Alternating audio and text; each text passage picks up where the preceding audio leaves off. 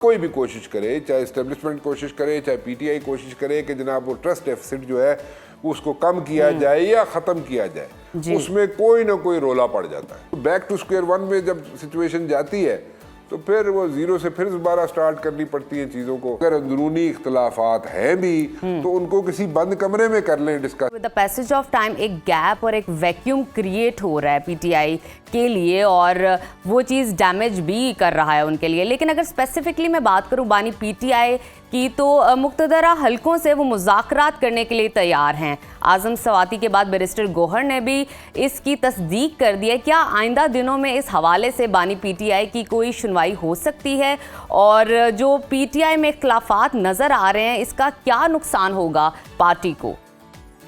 जो trust deficit है ना between PTI and establishment, let me put it this way, I will be very Frank, वो कम नहीं हो रहा। वो जब भी कम होने की कोशिश करते हैं, जनाब कोई भी कोशिश करे, चाहे एस्टेब्लिशमेंट कोशिश करे, चाहे पीटीआई कोशिश करे कि जनाब वो ट्रस्ट डेफिसिट जो है उसको कम किया जाए या ख़त्म किया जाए, उसमें कोई ना कोई रोला पड़ जाता है, कोई ना कोई इशू खड़ा हो जाता है, ठीक है। और वो जब इशू खड़ा हो जाता है तो फिर बैक टू स्क्वायर वन चली जाती है पीटीआई। अब मसला ये है कि पीटीआई वाले मुज़ाकरात करना चाहते हैं एस्टेब्लिशमेंट से, but at the very same time क्या एस्टेब्लिशमेंट भी उनसे मुज़ाकरात करना चाहती है? देखे ना, इंगेज कर सकती है एस्टेब्लिशमेंट उनको, लेकिन क्या एस्टेब्लिशमेंट भी उनकी बात सुनना चाहती है? क्या वो ट्रस्ट डेफिसिट ख़त्म हो गया है? मेरा नहीं ख्याल।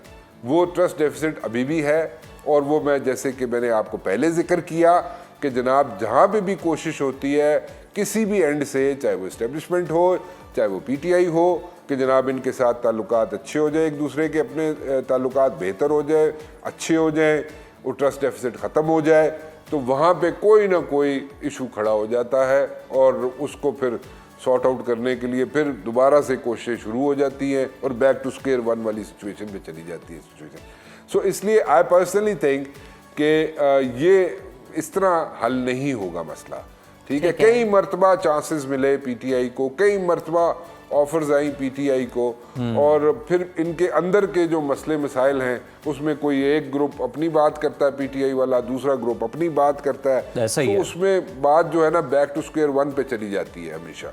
सो बैक टू स्क्वायर वन में जब सिचुएशन जाती है तो फिर वो जीरो से फिर दोबारा स्टार्ट करनी पड़ती है चीज़ों को, और फिर जनाब जीरो से स्टार्ट करना पड़ता है नेगोशिएशंस को, फिर वो ट्रस्ट डेफिसिट वो काम जो है ना दिन ब दिन ख़राब होता जा रहा है। और मैं आपको एक बात बताऊं, मैं पिछले एक साल से कह रहा हूं कि पीटीआई वालों को अंदरूनी इख्तलाफात पब्लिकली डिस्कस नहीं करने चाहिए। बिल्कुल ठीक है। और अगर अंदरूनी इख्तलाफात हैं भी तो उनको किसी बंद कमरे में कर लें डिस्कस किए। आपस में लड़ना झगड़ना है तो बंद कमरा करके आपस में लड़ झगड़ लें, लेकिन वो नहीं हो रहा। उससे मैंने कहा था और आज भी कह रहा हूँ कि जो वोटर है, सपोर्टर है पीटीआई का, जो कि एक लार्ज नंबर में है, बड़े नंबर्स में है, वो डिसहार्ट होना शुरू हो गया है मौजूदा लीडरशिप जो है पीटीआई की उससे। बिल्कुल वर्कर डिसहार्ट फैसला ये बंद कमरों में ही होने चाहिए, इख्तलाफात भी जो है उनका इजहार भी। राणा साहब, बानी के साथ मुलाकात के मामले पर हम देख रहे हैं कि चेयरमैन और सेक्रेटरी जनरल पाकिस्तान तहरीक इंसाफ आपस में ही लड़ पड़े हैं। तहरीक इंसाफ तो इसे मामूल का इख्तलाफ करार दे रही है। आपको क्या लगता है ये इख्तलाफात वाकई इतने मामूली हैं और इस पर पीटीआई को कतन परेशान होने की ज़रूरत नहीं है, सब ठीक है? देखें, चले मैं आपको एक चीज़ यहाँ पे डिस्क्लोज करता हूँ। ये इक्का दुक्का लोगों को पता होगा ये बात, ठीक है, इक्का दुक्का लोगों को ये बात पता होगी, ठीक है। वो ये है कि देखें, चीफ मिनिस्टर है अली अमीन गंडापुर, ठीक है। एज अ चीफ मिनिस्टर चलें वो हर जेल में जा सकता है, किसी भी जाके जेल में विजिट कर सकता है, कुछ भी जहाँ पे जाना चाहे जा सकता है, but at the very same time जब बानी पीटीआई को मिलने की बात होती है तो उसमें उसको अच्छी एक्सेस थी। उसका बानी पीटीआई के साथ जो मुलाकातें होती थी, मैं बड़े यहाँ से एक वसूख से बात कर रहा हूँ और कोर्ट्स में बात कर रहा हूँ, और वो ये है कि जब अली अमीन गंडापुर ने बानी पीटीआई से मिलना होता था या मिलता था अली अमीन गंडापुर बानी पीटीआई से, तो बाकी लोग जो है जिस तरीके से उनकी मुलाकातें होती हैं या होती आई हैं, उसको प्रेफरेंस दी जाती थी अली अमीन गंडापुर को, और उसको अच्छी इन्वायरमेंट में अली अमीन गंडापुर की मुलाकातें होती रही हैं। और अली अमीन गंडापुर जो था वो कोशिश कर रहा था कि किसी न किसी तरीके से कोई ना कोई चीज़ें सेटल हो जाएं। ये जो बात है कि किसी न किसी तरीके से कोई ना कोई चीज़ें सेटल हो जाए, ये अल्लाह जानता है, ठीक है। लेकिन मेरे तक जो बात पहुंची है मैं वो आप तक शेयर कर रहा हूँ, आपके सामने रख रहा हूँ कि वो चाहता था कि जनाब बानी पीटीआई जो है वो अडियाला से रिहा हो जाए।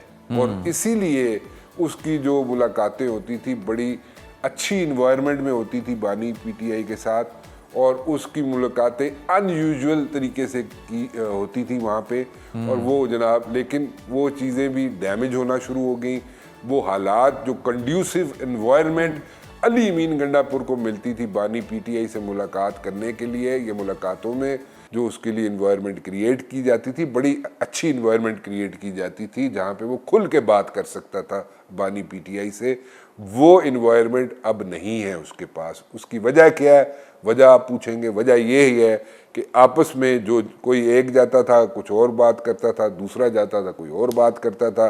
कोई कहता सी जी अली अमीन गंडापुर जड़ा है वो बहुत बड़ी तोप है, कोई जाता था कहता था जनाब कि अली अमीन गंडापुर दा नक वगदा है, ठीक है। सो मतलब कि आप एक दूसरे को डैमेज करने या लेग पुलिंग कर करके यहाँ पे सिचुएशन आ गई है कि अली अमीन गंडापुर भी अब कहता है जनाब के बानी पीटीआई की रिहाई जो है अब मैं अल्लाह पे ही छोड़ता हूँ।